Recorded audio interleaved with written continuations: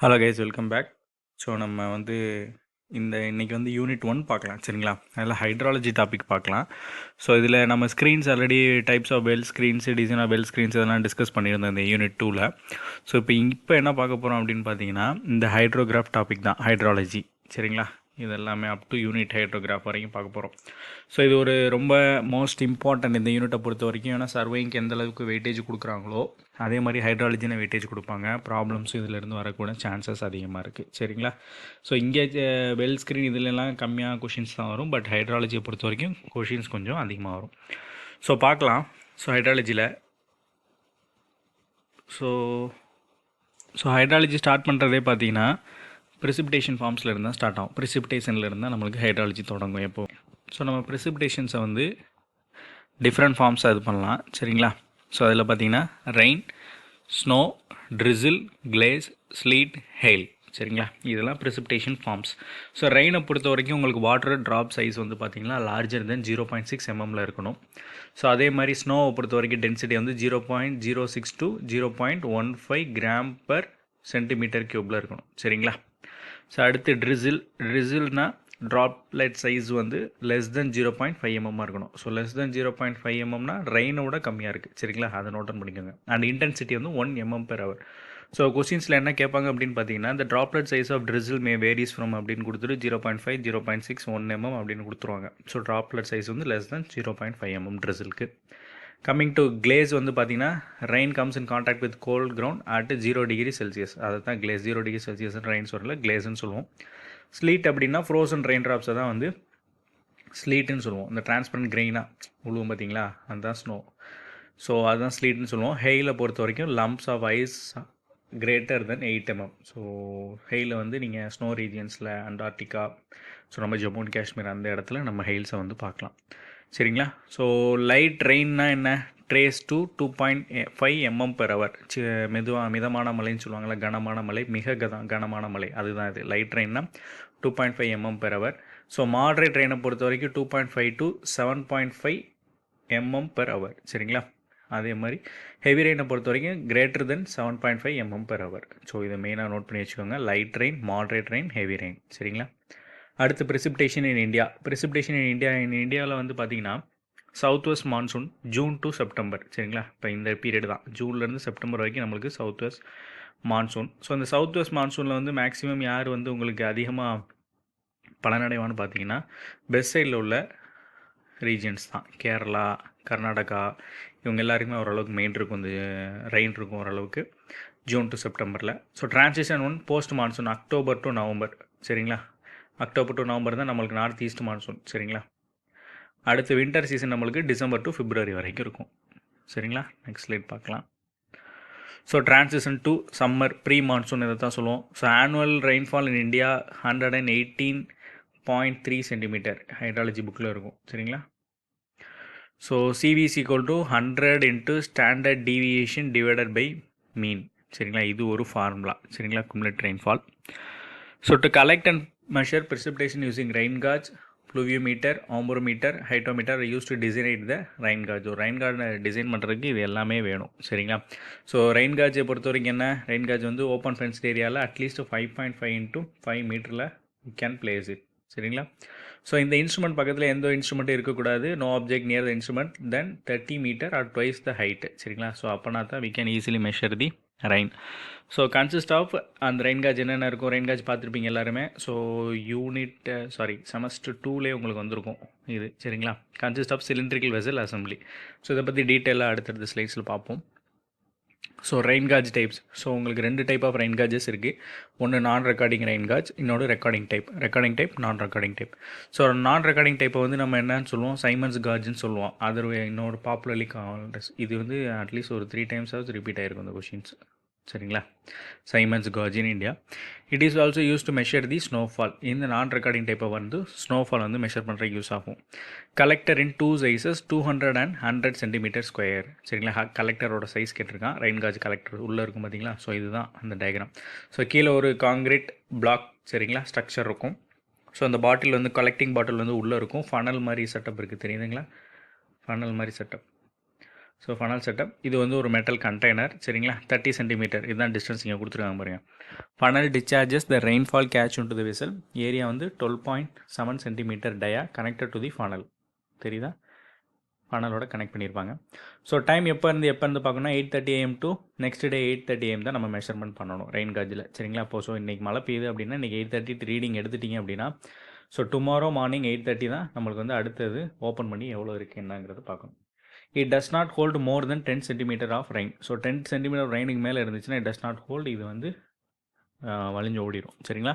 So non recording type Symons gauge சரிங்களா. அடுத்து recording டைப்பில் பார்க்கலாம். ஸோ ரெக்கார்டிங் டைப்பில் 3 டைப்ஸ் இருக்குது. Tipping bucket system, weighing bucket and natural siphon method which is also known as standard recording rain gauge சரிங்களா. So recording டைப்பை பொறுத்த வரைக்கும் it produces a continuous plot of rainfall against time சரிங்களா. இதுதான் time. So கண்டினியூஸாக rainfall எவ்வளோ இருக்குது அப்படிங்கிறத நம்மளுக்கு சொல்லக்கூடியது தான் இந்த recording type rain gauge. So tipping பக்கெட்டை பொறுத்த வரைக்கும் it is collected in a storage can. So electrically driven pen to record the clock work driven chart. So அதாவது பார்த்தீங்கன்னா இந்த ரெயின் காஜில் இப்படி இருக்கும். ஸோ இங்கே ஒரு எலக்ட்ரிக்கல் பென் இருக்கும். ஸோ அந்த வெசலில் வந்து உங்களுக்கு வந்து அமௌண்ட் ஆஃப் வாட்டர் ஏற வேறு இதில் வந்து அப்படியே ரெக்கார்ட் ஆகிட்டே இருக்கும். மேப் மாதிரி இருக்கும் உள்ள. ஸோ அப்படியே ரெக்கார்ட் ஆகிட்டே இருக்கும். Electrical driven pen to clock wise டைரெக்ஷனில் இருக்கும் சரிங்களா. ஸோ அடுத்து இந்த டிப்பிங் பக்கெட் ரெயின் காஜ் எதுக்கு யூஸ் ஆகுதுன்னு பார்த்தீங்கன்னா இன்டென்சிட்டி ஆஃப் தி ரெயின்ஃபால் அதுதான் to given the data on intensity எவ்வளோ இன்டென்சிட்டி ஆஃப் ரெயின்ஃபால் வந்து நம்மளுக்கு இருக்குது அப்படிங்கிறத கண்டுபிடிக்கிறதுக்கு தான் நம்மளுக்கு இந்த மெத்தட் ரொம்ப யூஸ்ஃபுல்லாக இருக்குது. So it fils 0.25 mm in one bucket it brings another சரிங்களா. ஒரு இதில் ஃபில் ஆகி அடுத்த இதில் வந்துடும் சரிங்களா. அடுத்து வெயிங் பக்கெட். ஸோ வெயிங் பக்கெட்டை பொறுத்த வரைக்கும் it catch from funnel to bucket mounted ஆன weighing scale. So weighing scale இருக்கும். ஸோ உங்களுக்கு நான் இமேஜ் காட்ட முடிஞ்சால் கூட காட்டிடுறேன் அது மூணுமே. So it is also recorded ஆன clock work driven chart. So clock work இதில் தான் வந்து சார்ட்டில் தான் ரெக்கார்ட் ஆகும். இது என்ன கொடுக்கும் அப்படின்னு பார்த்தீங்கன்னா it gives a plot of accumulated rainfall against lapsed time சரிங்களா. So it is also known as mass curve rainfall. இந்த பாயிண்ட் ரொம்ப இம்பார்ட்டன்ட் சரிங்களா. வெயிங் பக்கெட் ரெயின் காஜில் என்ன நம்மளுக்கு கண்டுபிடிக்கணும்னா accumulated rainfall against lapsed time அதை வந்து நம்மளுக்கு சொல்லுது. ஸோ அடுத்து standard recording or natural siphon method. So இதில் வந்து இது வரைக்கும் என்னென்னு பார்த்தீங்கன்னா இது வந்து ஒரு ஃப்ளோட் டைப் சரிங்களா. So funnel to float chamber causing a float to rice. அந்த ஃப்ளோட் வந்து ரைஸ் ஆயிரும் சரிங்களா. வாட்டர் ஃபுல்லாக உள்ளவா அந்த ஃப்ளோட் வந்து ரைஸ் ஆச்சுன்னா எவ்வளோ நம்மளுக்கு ரெக்கார்ட் ஆயிருக்குன்னு தெரிஞ்சிடும். ஸோ இதே மாதிரி pen attach to the float rotate in clockwise direction. எல்லாமே கிளாக் வைஸ் டைரக்ஷனில் தான் சுற்றுது சரிங்களா. ஸோ இதோட ஐஎஸ் நம்பர் 5235-1969 1969. இதுவும் ஒரு தடவை எக்ஸாம்ஸில் கேட்டிருந்தாங்க சரிங்களா. So not in TNPSC but in other exams. So இது என்ன கொடுக்குது நேச்சுரல் சிஃபான் மெத்தடை பொறுத்த வரைக்கும் it gives a plot of mass curve rainfall. So இது வந்து மாஸ் கர்வ் ரெயின்ஃபால் கொடுக்குது. இது வெயிங் பக்கெட் என்ன கொடுக்குது accumulated rainfall against lapsed time சரிங்களா. இது வந்து intensity of the rainfall tipping bucket. So அந்த மூணு புரிஞ்சிருக்குன்னு நினைக்கிறேன். ஸோ நெக்ஸ்ட் ஸ்லைட் போகலாம். So network density. ஸோ இது தெரிஞ்சுக்கோங்க. இதுவும் கேட்கக்கூடிய கொஷின் ஏரியா தான் இது. ஸோ வேர்ல்டு மெட்ராலஜிக்கல் ஆர்கனைசேஷன் வந்து 3 டைப்ஸாக வந்து இது பண்ணியிருப்பாங்க சரிங்களா. It recommends. So station 1 600 to 900 kilometre regions flat ரீஜன்ஸ்க்கு வந்து ஸோ ஒவ்வொரு 600 to 900 கிலோமீட்டர் ஸ்கொயருக்கு ஒரு ஸ்டேஷன் வைக்கணும் சரிங்களா. அதே மாதிரி அடுத்து 100 to 250 கிலோமீட்டர் ஸ்கொயர் அந்த ஒரு ஸ்டேஷன் வந்து ஒவ்வொரு 100 to 250 கிலோமீட்டர் ஸ்கொயருக்கு மவுண்டனியஸ் ரீஜியன்ஸ்க்கு ஒரு station rain gauge measuring station வைக்கணும். அதே மாதிரி 1500 to 10,000 கிலோமீட்டர் ஸ்கொயருக்கு ஆரிட் அண்ட் போலார் ஜோன்ஸ்க்கு நம்ம வந்து ரெயின் காஜ் ஸ்டேஷன் ஒரு ஸ்டேஷன் வைக்கலாம். ஒவ்வொரு 1500 கிலோமீட்டர் ஸ்கொயருக்கு ஒரு ஸ்டேஷன் வைக்கலாம் சரிங்களா. So according to Indian standards என்னென்னு பார்த்தீங்கன்னா ஸோ ஐஎஸ் நம்பர் 4987 1968 பிளெயின் ரீஜனில் 1 ஸ்டேஷன் பெர் 520 கிலோமீட்டர் ஸ்கொயர் சரிங்களா. இது வந்து as per இந்தியன் ஸ்டாண்டர்ட்ஸ் நல்லா நோட் பண்ணிக்கோங்க. So average elevation of 1000 metre ஒரு station per 260 to 390 kilometre square. Hilly ரீஜன்ஸில் 1 ஸ்டேஷன் பெர் 130 கிலோமீட்டர் ஸ்கொயர் சரிங்களா. இது நார்மல் ரெயின்ஃபால்க்கு. ஸோ இங்கே என்ன கொடுத்துருவாங்க பாருங்கள். நார்மல் ரெயின்ஃபாலில் it is average value of rainfall at a particular date month or year over a 30 year period. So ஒரு 30 year பீரியடை வச்சு தான் நம்ம we can decide சரிங்களா. So Indian standards WMO world meteorological organisation standards இது எல்லாத்தையும் note பண்ணிக்கோங்க. So அடுத்து missing data. So இதை வச்சு ப்ராப்ளம்ஸ் நிறைய டைம் கேட்டிருக்காங்க கேட் எக்ஸாம்ஸில் சரிங்களா. இந்த ஃபார்முலா தான். So PX = 1/m P1 P2 up to PM within 10% normal annual precipitation. சரிங்களா? So NX divide by M, P1 by N1, P2 by N2, PM by இது வந்து நார்மல் ரேஷியோ மெத்தட். ஸோ இது எக்ஸாம்ஸில் எப்படி கேட்கலான்னு பார்த்தீங்கன்னா, ஸோ நார்மல் ரேஷியோ மெத்தட் சொல்லிட்டு identify ஃபார்முலாங்கிற அந்த மாதிரி கொஷின்ஸ் கேட்பாங்க. சரிங்களா? ஸோ அடுத்து test for consistency record. So இது நீங்கள் படிச்சிருந்தீங்கன்னா தெரிஞ்சிருக்கும் ஹைட்ராலஜியை பொறுத்த வரைக்கும். So it is a double mass curve technique. It is based on the principle that each parent population data comes from the same parent population. So ஒவ்வொரு டேட்டாவும் ஒவ்வொரு இதுலேருந்து ஒரே பேரண்ட் பாப்புலேஷனில் இருந்தால் வரும். சரிங்களா? அதை தான் இங்கே சொல்ல வராங்க, டெஸ்ட் ஃபார் கன்சிஸ்டன்சி. இதில் வந்து கீவேர்டு வந்து டபுள் மாஸ் கர்வ் டெக்னிக் தான். சரிங்களா? அடுத்து presentation of rainfall data. So rainfall டேட்டாவை எப்படி நம்ம பாயிண்ட் அவுட் பண்ணுறது அப்படின்னு பாருங்கள். So mass curve rainfall, hydrograph, point rainfall, moving average. சரிங்களா? ஸோ இந்த 4 விதமாக we can presentation the rainfall. So mass curve rainfall. So mass curve ரெயின்ஃபால்னால் it is accumulated precipitation against time in chronological order. சரிங்களா? Accumulated இது முன்னாடியே நம்ம படிச்சிருப்போம், accumulated precipitation against time. இதுக்கு என்னென்ன example? So float type, weighing type, rain gauge. நம்ம முன்னாடி படித்தோம் பார்த்திங்களா, mass curve, float type, weighing type. இந்த பாருங்கள். So accumulated rainfall against lapsed time. சரிங்களா? அதான் மாஸ் கர்வ் ரெயின்ஃபால்னு சொல்லியிருப்போம். ஸோ அதே தான் இங்கே பார்க்குறோம், மாஸ் கர்வ் ரெயின்ஃபால். ஸோ இதில் வந்து என்னென்னா magnitude and duration can be extracted.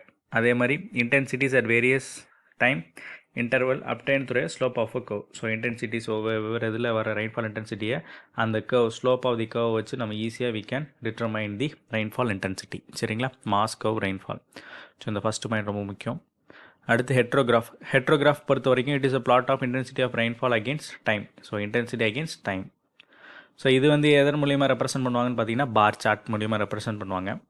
So area under hydrograph represents total precipitation received in period. So ஒரு குறிப்பிட்ட பீரியடில் எவ்வளோ total amount of precipitation receive பண்ணியிருக்கு அப்படிங்கிறது we can determine using hydrograph. So அடுத்து பாயிண்ட் ரெயின்ஃபால். ஸோ பாயிண்ட் ரெயின்ஃபாலை பொறுத்த வரைக்கும் இந்த ஸ்டேஷன் ரெயின்ஃபால்னு சொல்லுவோம். இது வந்து எப்படின்னு பார்த்தீங்கன்னா it is represented as a plot of magnitude versus chronological time. சரிங்களா? So magnitude versus chronological time. So it is denoted in the bar diagram. So இதுவும் பார் டயக்ராம் மூலியமாக தான் டினோட் பண்ணப்படும். So next topic moving averages. So it is smoothening out the high frequency fluctuation of a time series and to enable the trend. சரிங்களா? So இதில் 3 method இருக்குது. ஒன்று வந்து arithmetic mean method, Thiessen mean method, isohyetal method. சரிங்களா?